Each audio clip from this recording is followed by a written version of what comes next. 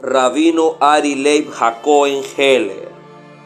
Época Aharonim, también conocido como el Quetzot HaHoshen, 1745-1812, Galitzia, Ucrania. Rab Ari Leib fue bisnieto de Rab Yom Tov Lippman Heller, el Tosafot Yom Tov.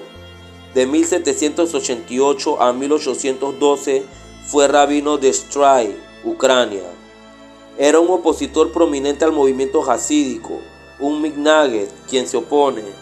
Los hasidim enseñaban que la cercanía con Dios podía lograrse a través del estudio intensivo de Torá y del canto y del baile ferviente. Esto inquietaba a muchas autoridades de Torá, que temían que tal instrucción llevara a las masas a la ignorancia de la Torá.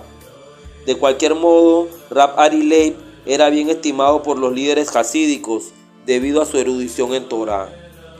Sus mayores obras fueron Quetzot HaHoshen, que explica pasajes difíciles en la sección Hoshen Mishpat del Shulchan Aruch, e incluye ideas novedosas propuestas por Rab Ari Leib.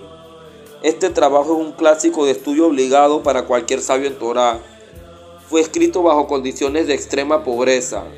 Al carecer de calefacción, debía cubrirse bajo una frazada al escribir, para evitar que se congelase la tinta de su pluma.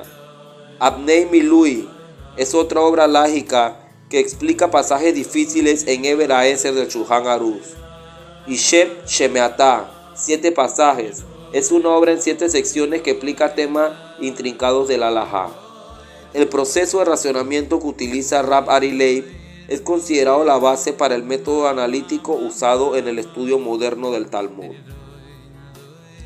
El Quetzot HaHoshen falleció en el año 1812 en Galitzia. Hasta el día de hoy se pueden encontrar manuscritos originales del Quetzot HaHoshen, los cuales son muy atesorados en importantes bibliotecas y colecciones privadas.